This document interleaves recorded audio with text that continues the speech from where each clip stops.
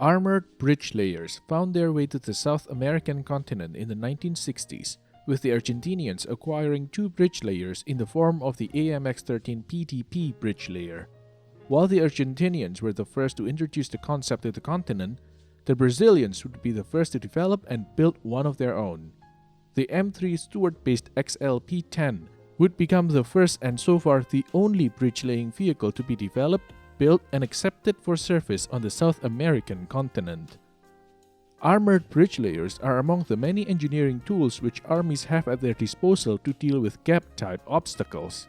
Being almost as old as the tank itself, bridge layers have become an instrumental piece in combined arms warfare.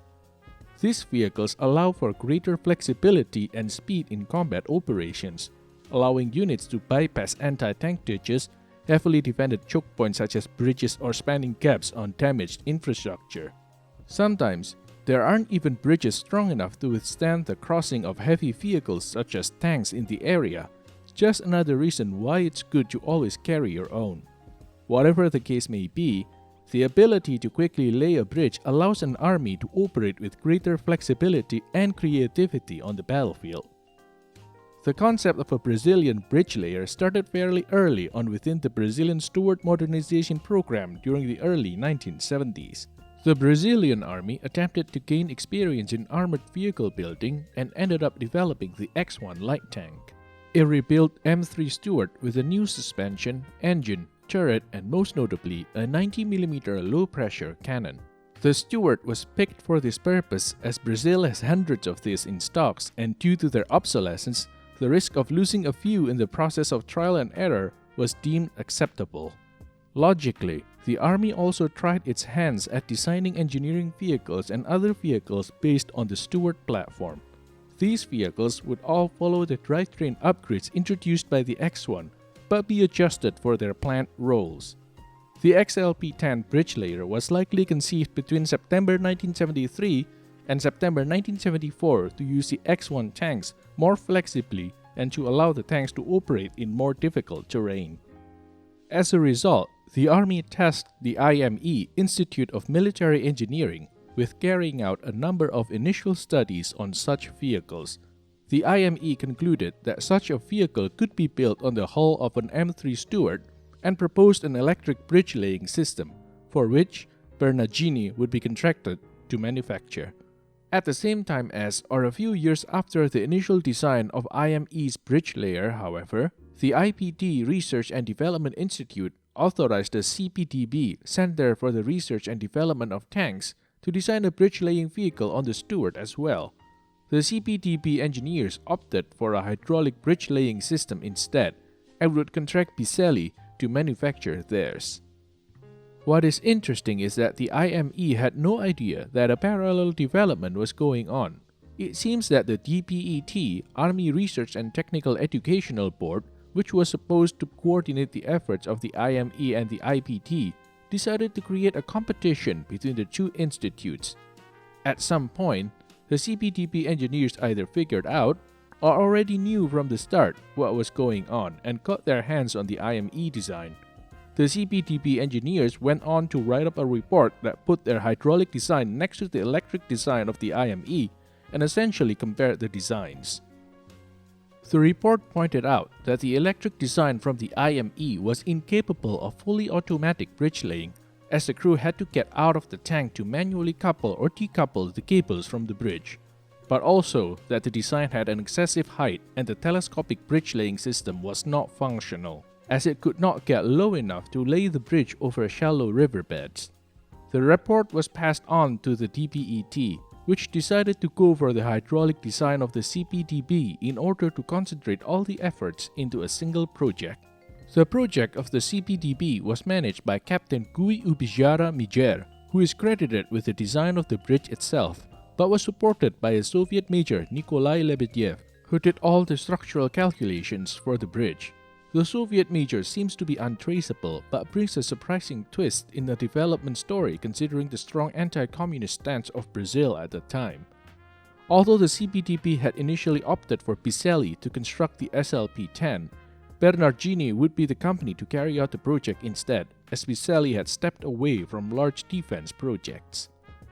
the CPTP decided that an X1 hull would be used as a main platform for the XPL-10, for which they used an M3 Stuart with serial number EB11030 as their base vehicle. The XPL-10, with X standing for prototype and Lancia Ponte or bridge layer, and 10 for the length of the bridge in meters, used what is known as a horizontal or cantilever bridge laying system. The advantage of such systems is that the bridge does not extend vertically and is thus less likely to be spotted from a distance. The bridge was 10 meters long and could be used to bridge an 8 meter long gap. It had an external width of 2.65 meter and an internal width of 1.36 meter, with each lane being 0.64 meter wide. The bridge was made from aluminum supplied by the Brazilian subsidiary of the Canadian company Alcan and weighed 2.6 tons. An additional lane could be laid against one of the sides to allow jeeps and similar vehicles to cross as well. Through the hydraulic cantilever system, the bridge could be laid on terrain 0.3 meter below ground level and in 3 minutes. The bridge could carry a maximum weight of 20 tons, which for all intents and purposes barely held the X1A2, as it weighed 19 tons. It was also noted that the bridge had issues carrying wheeled vehicles, which might be because the smaller surface area of the tires compared to tracks. In essence, the bridge structure consisted of two main structures: the inner supporting structure and cantilever, which is known as the main frame on which the bridge rested, would retract back and forth and which laid the bridge on the ground. The other structure was the bridge itself. The bridge rested on top of wheels which were attached to the cantilever structure of the XPL-10. A C-shaped beam with a roller track was attached to both inner sides of the lanes. These tracks were driven by a hydraulic motor which drove the bridge forward and backwards through a sprocket. An outrigger located at the front of the hull, which was powered by two hydraulic pistons, was to prevent the XPL-10 from flipping over due to the weight of the bridge when fully extended on uneven terrain. The hull machine gun was removed for a co-driver and a double hatch system was added for him, like for the driver. This was meant to make it easier for the co-driver to exit the vehicle to assist in laying the bridge if needed. The process of laying the bridge essentially consisted of 4 steps. The XPL-10 would drive up to the gap and let the pistons of the outriggers fully extend in order to keep the vehicle in place. Then, the bridge would be fully extended through the hydraulic engines. The cantilever pistons would then push the cantilever upwards and thus cause the bridge to be laid on the ground. Finally, the bridge was decoupled. The bridge would be picked up with the above-mentioned process but reversed. This process would take about 3 minutes and could be carried out completely by the driver alone, although the co-driver would step out of the vehicle to guide the process if the situation allowed this. When exactly construction began is unknown, considering how quickly the Brazilian army could carry out these projects, taking just a few months at times. It is quite likely that construction might have begun only a couple of months before the XPL-10 was first presented.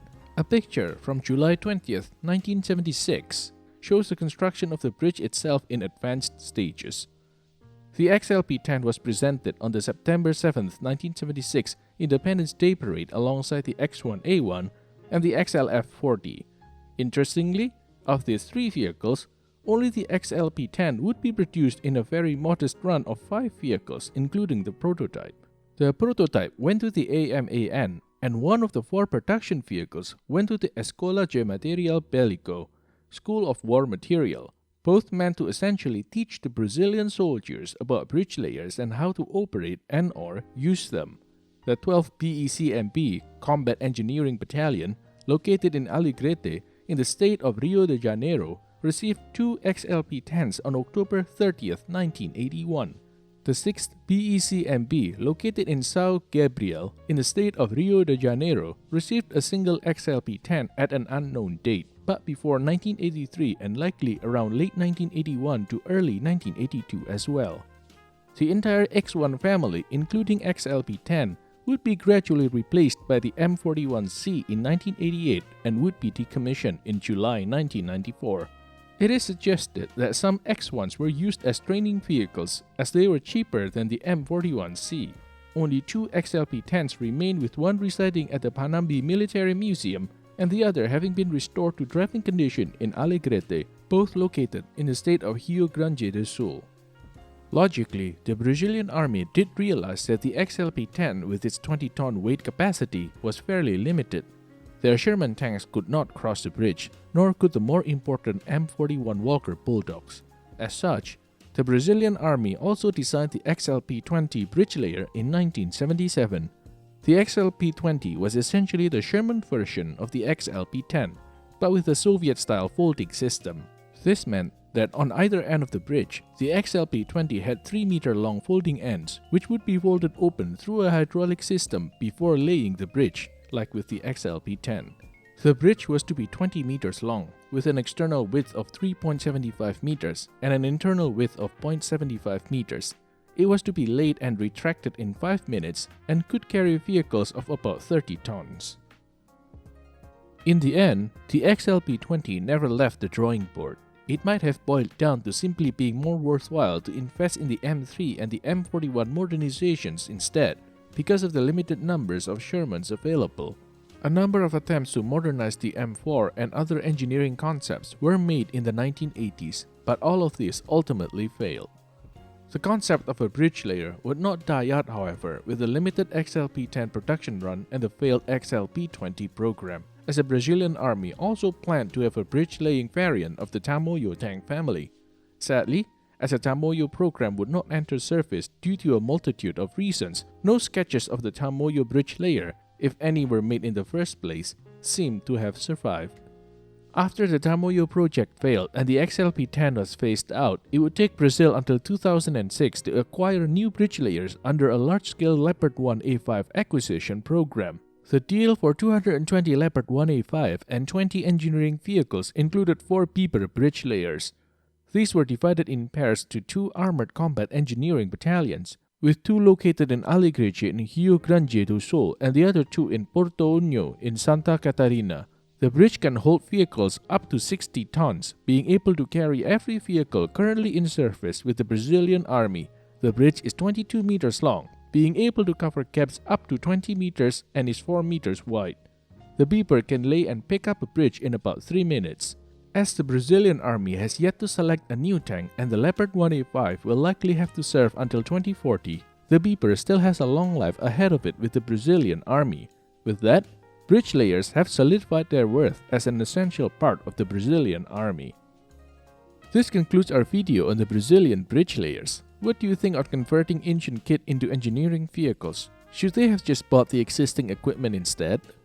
Share your opinions in the comment section below. If you have not done so already, we invite you to subscribe to stay updated on future content.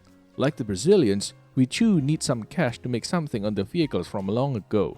So please consider contributing on Patreon or PayPal. Your contributions help us create more engaging videos. Until next time, stay focused and stay tuned.